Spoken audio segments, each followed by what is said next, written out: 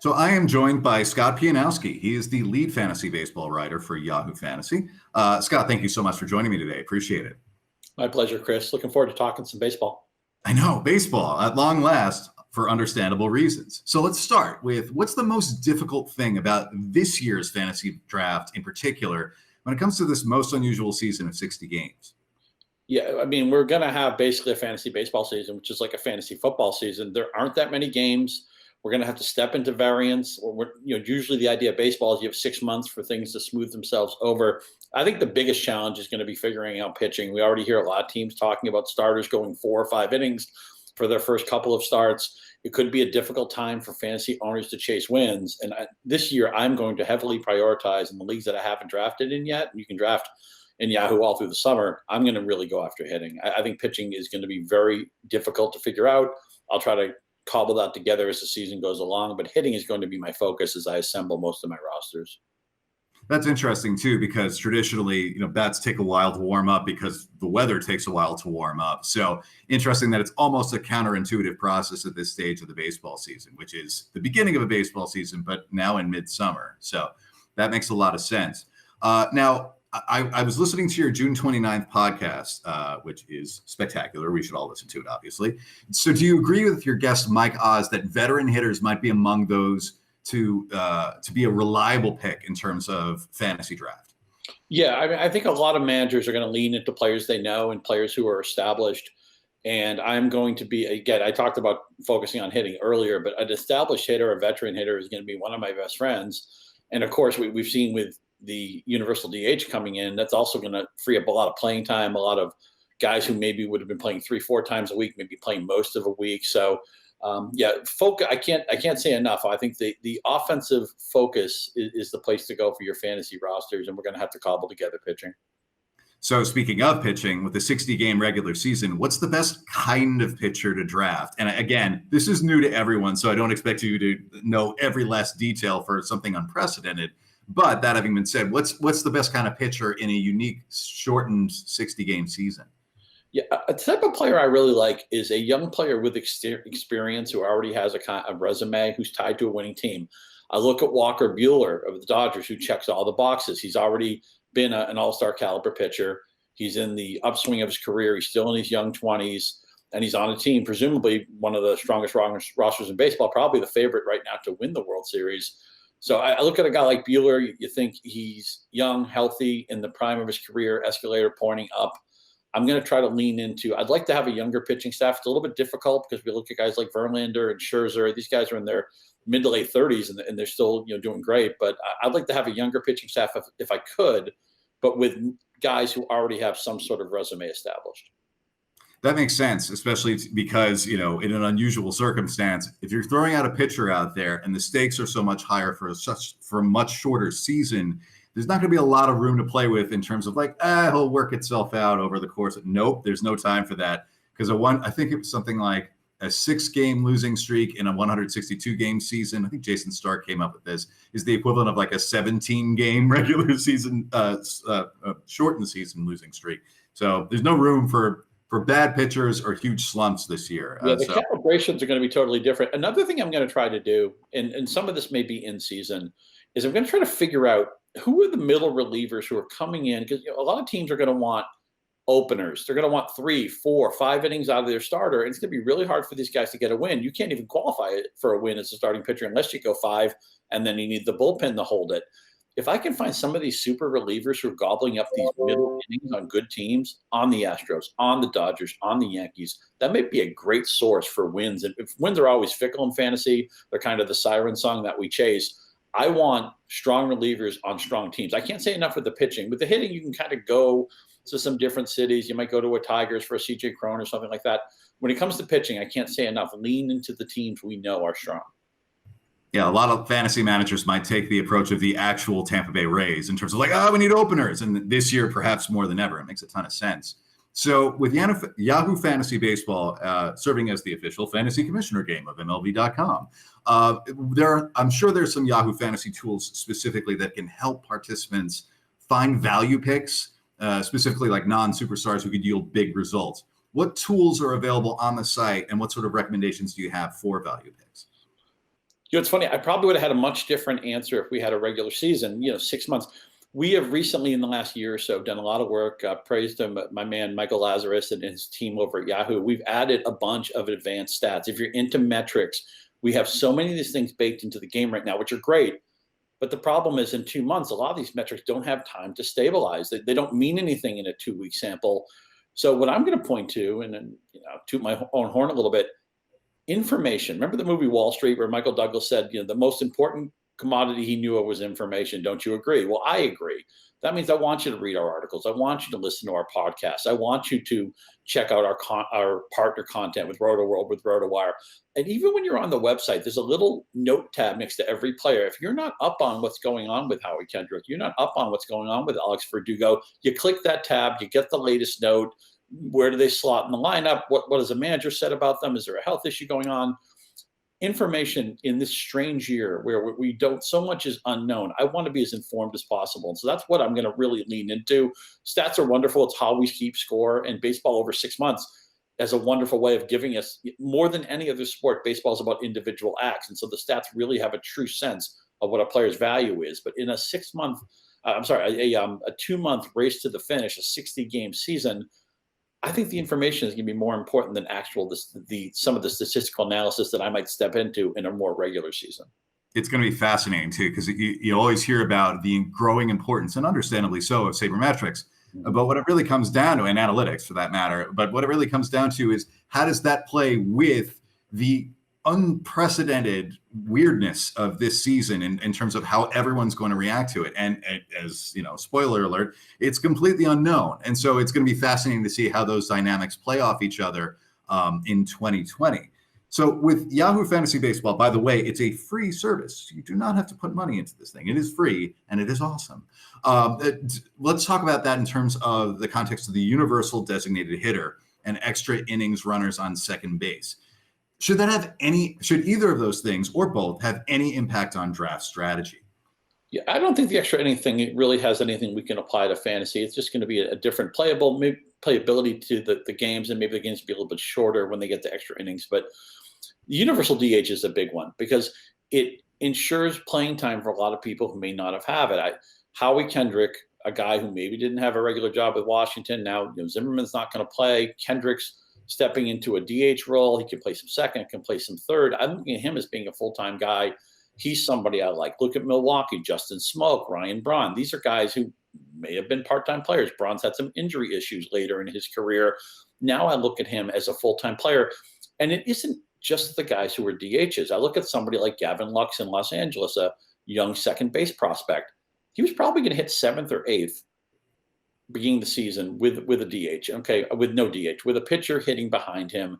That kind of stems the offensive flow. They may bunt behind him. It's a really bad place. We don't want our National League hitters batting 7th or 8th because the pitcher ruins the flow of the offense. The lineup doesn't cycle through as much. With the universal DH, I don't care as much if one of my target hitters in the National League may not have a great batting slot. And also with Lux, it keeps him in the lineup. We know Dave Roberts loves a pliable bench. Now I think Lux is in the lineup every day. So remember, the universal DH isn't just going to help the people who fit in that spot. It can be somebody who gets more playing time. Maybe Garrett Hampson has more at-bats coming to him in Colorado as an extra roster spot to play with. So I think it's incumbent for good fantasy owners to realize who is likely to gain. There's probably 50 to 75 at-bats to be gained on every team through the universal DH, or maybe a roster slot in the lineup won't be as penal. So that's where we really need to do some research between today and when we draft. That makes sense. And the only thing that I can think of being a marginal change in terms of improving fantasy stats for the runner on second base to start extra innings, really just find the fastest player on your team and save him for a value pick down the line, because how often is your team actually going to be in an extra inning game over only 2 months? And I think that really shouldn't come into play. I mean, is that a good instinct in that respect? It could be. I think there's a overreaching fantasy thing to take from, like, some people might say, oh, this is a crazy rule. Baseball, why are they doing this? What are we going after? Like, the men's softball league rule for the 10th inning. Sure. This is the year to embrace the weird, it's a different season. It's a short season. Try some different things. Maybe you use innings pitched instead of wins, or maybe you add an extra category, or certainly add an extra IR spot or two, because there's going to be a lot of uncertainty with that. let's have some fun with it. We may never see another 2 month season again. And so much uncertainty here. We're just happy that the games, it looks like they're going to get played. So let's embrace the weird. Let's have some fun, be creative, and then next year, maybe we go back to traditional things, or maybe you'll stumble onto a change that is a nuance that your league likes, and you'll carry it forward in future seasons. Yeah, I think embracing the weird works on and off the field this season. I think it's something, it's just to have to kind of go with it, and then just sort of roll with it. Now, what other Yahoo Fantasy League features do you find most entertaining? Is it like the chat? Is it the reactions? Or is there something just sort of off the grid that not a lot of people know about that you really like about that platform? Well, I mean, I always think fantasy sports are the greatest social network. It's a great, I hang out with my high school friends, my college friends, people I grew up with. It's a thing that ties us together. And sometimes it's as simple as team logos, the chat functions, being able, it's a great way to negotiate trades. You can post different things on the team pages. Just, it's a way to connect. It's a way to be silly. Sometimes just picking your team name can be really fun. A pun on something or a private joke that only you and a couple other people understand. So it's basically, think of everything you like about Instagram or Twitter or Facebook or Snapchat, whatever it is. Fantasy sports are just another social network, another way we can connect, and use those ideas as you try to have fun this season. Now I know, so I sent you a couple of questions in advance. I'm actually going to alter one of these because initially I was going to ask something along the lines of, if the season ends abruptly, how would you personally award a Yahoo Fantasy League champion? That kind of answers itself in terms of like, well, whatever's done at that day is probably the winner. But that having been said, let's just shift the focus, because that also feels, quite honestly, like not the best thing to reflect on. If baseball is canceled, honestly, there are bigger issues in the world that are going on. So I get that. That having been said, tell me a little bit about how optimistic you are that this baseball season actually will finish. It's a great question. And I don't know anybody who has a great answer to this. All I can say from a fantasy perspective is just make sure you have your rules ironed out, that people know. I think what I'm going to do in my leagues is say 50% of the schedule has to be completed for the season to be valid. If that's the case, then we'll consider it. And yeah, somebody's going to say, well, what if they play one game less than that? You have to have a line in the sand somewhere. Just make sure everybody's on the same page, that you're not making up stuff on the fly. But I think there's obviously a non-zero chance that this may not get off the ground. We don't know. We've seen sports have, not just individual sports, because they're playing golf right now in America. They're running auto racing and stuff like that. But those are sports that don't incorporate that many people. You need a lot of people to play a baseball game, but they're playing professional baseball other parts of the country. We've seen international soccer seems to be doing well. So hopefully America can learn on what some of the other countries have done successfully, and we can get this plane off the ground. But I don't think there's any way to know. It's an open question, and whether or not the season will be started or completed, we have to hope for the best and just be prepared for things could go a little haywire. Not necessarily tied to fantasy league specifically, but what have you personally missed most about baseball now that it's been a while since we've seen regular season or postseason games? Yeah, the dailiness of it. There's always another game to watch. There's always something interesting to check out. I mean, before Vin Scully retired, I would just have Dodger games on. I had no ties to the Dodgers personally, but I just liked to listen to Vin Scully. He relaxed me. It was like a lullaby. And I miss listening to the great Mets announcers, Gary Cohen, Ron Darling, Keith Hernandez, great chemistry with those guys. I grew up in New England. I miss checking out a Red Sox game because I'm going to talk about it with my friends. Or the great thing about baseball, because they play so many games at once. Jacob deGrom is a no-hitter through 7. You check out the Mets game. Or, somebody is, Bryce Harper's going for his 4th home run, or, there's some unusual situation. There's a swarm of bees in San Diego, whatever. There's always something going on because baseball's a daily game. It's 6 months, all these different cities. The ballparks are gems, unlike any other sport, right? I mean, I'm a huge hockey fan, but I can't tell you how many buildings. I don't get excited when I see a game at a certain hockey arena, with maybe 1 or 2 exceptions. I feel like every baseball park is a gem in its own right. They're collectible. How many have you been to and stuff like that? So it's a daily community. It is a great baseball experience on Twitter and on social media. I love sharing it with that. And I love the dailiness of it. It becomes part of your routine. Yeah, it's also a summertime soundtrack, and I hadn't realized that until this year. And it's just like, oh, okay, middle of June, usually I'd be, multitasking, doing this over here with the game on in the background, or I'm actively watching.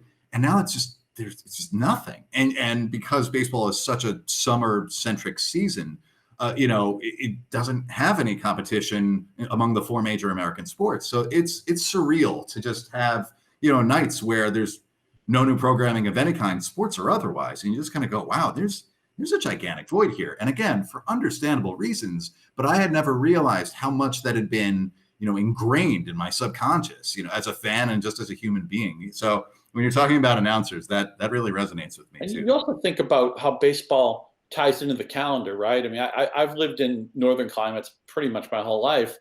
It's cold. It's a little stark in February. You want spring to come. You want renewal. You want hope. If you're on a team that hasn't made the playoffs in a while, you have hope that maybe you could sneak in. Remember, Washington was 1931 last year. They got into the playoffs and made did a lot of damage, won the whole thing.